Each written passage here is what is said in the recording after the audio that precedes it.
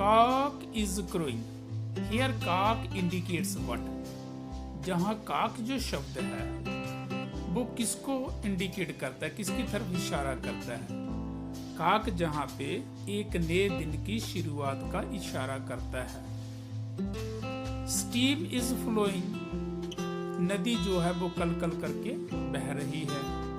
The words are twittering, इस नए दिन के शुरुआत में नदी बह रही है, छोटे पक्षी चहचहा रहे हैं, और द लेक डोथ ग्लाइटर, और झील जो है वो चमक रही है। The green fields sleeps in the sun, हरे खेत जो हैं वो सूरज की धूप में आराम कर रहे हैं, सो रहे हैं। The oldest and the youngest are at work with the strongest, बूढ़े जवान और ऊर्जावान सभी अपने काम में व्यस्त हुए हैं, वो अपना काम एकाग्रता से कर रहे हैं। जैसा द कैटल्स आर ग्रीजिंग, पशु जो हैं वो चर रहे हैं। देयर हेड्स नेवर रीचिंग, वो अपने सिरों को कभी ऊपर नहीं उठाते हैं।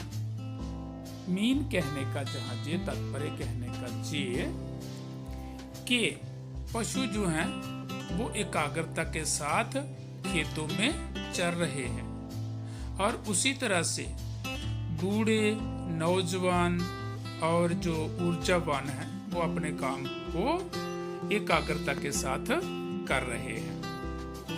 द नेक्स्ट, जहां पे आप देख सकते हैं फिगर में वर्ड्स आर ट्विटर, वर्ड्स दिए गए हैं। How they are twittering, greenery is there on the mountains. तो फिर हम इसको करेंगे आगे वाली 8 lines. Let us read next 10 lines. Like an army defeated, the snow hath retreated. hath जहाँ पे, जा डोथ जहाँ पे जो है, ये 2 वर्ड है जो कौन से हैं, आउट ऑफ फैशन है, जो पोइट्री में आते हैं। हैज का जहाँ मतलब होता, हैथ का जहाँ मतलब होता है हैज आर हैव, और डोथ का मतलब जहाँ रहता है हैज हैव। ये दोनों ओल्ड फैशन वर्ड हैं, पुराने शब्द हैं जो इतने इस्तेमाल नहीं होते हैं, जो पोइट्री में पहले इस्तेमाल होते थे, अभी जी नहीं। Like an army defeated the snow hath retreated, snow का, बर्फ का जहाँ पे आर्मी के साथ, सेना के साथ कंपैरिजन किया गया है कि जिस तरह से बर्फ जो है पहाड़ों से पिघल करके नीचे आ जाती है। अब आती कब है, जब सर्द ऋतु जो है ये चली जाती है, इसकी समाप्ति हो जाती है, सर्दी की खत्म होने पे होती है, और उस समय से बसंत ऋतु जो है वो उसका आगमन हो जाता है, वो आती है। तो उसी तरह से स्नो हैज रिट्रीटेड, बर्फ जो है वो मूव अवे हो गई है, मीन पिघल करके, मेल्ट हो करके पहाड़ियों के नीचे चली गई है। इसी तरह से जैसे कोई आर्मी डिफीटेड होकर के वापस अपने शिविरों में आ जाती है, जैसे सेना पराजय देखने के बाद या हारने के बाद वापस अपने शिविरों में आ जाती है। उसी तरह से जो बर्फ के साथ इसका कंपैरिजन किया है, तुलना की है कि बर्फ जो है पहाड़ियों से अब ये स्प्रिंग सीजन में इसका आगमन जो है, बसंत ऋतु का होने पर बर्फ सारी पहाड़ियों के ऊपर से ये पिघल चुकी है, नीचे जा चुकी है। And now doth where hill and on the top of the where hill, अब पहाड़ियां जो हैं ये खाली हो चुकी हैं, उन पर बर्फ नहीं है। The ploughboy is whooping anon anon, खेती करने वाला लड़का, जो हल चलाने वाला लड़का है, वो बहुत खुश है, इंजॉय में है।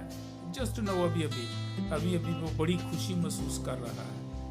There is joy in the mountains, अब बसंत के आने से, बसंत ऋतु आने से, मौसम बहार आने से पहाड़ों पर भी खुशी की लहर है, खुशी है।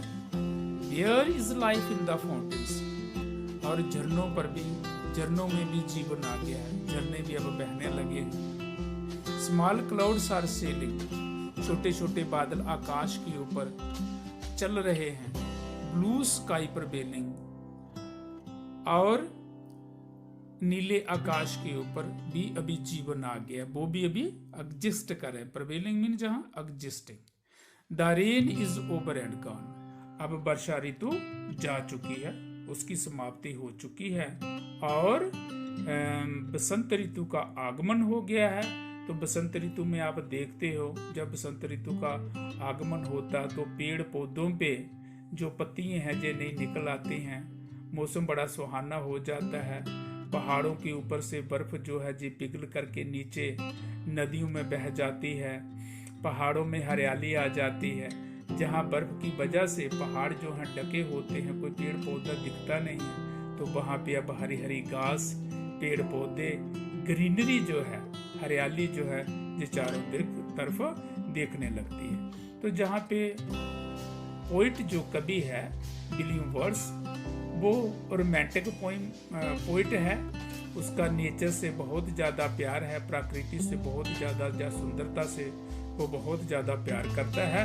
तो उसी की जहाँ पे उसने ये जो है पोइम जो है इसको उसने डिस्क्राइब किया है। तो इसी के साथ आपकी फर्स्ट 10 लाइन्स और नेक्स्ट की 10 लाइन्स दूसरे स्टेंजे में ये जहाँ पे समाप्त होती हैं। Now let us come to the and.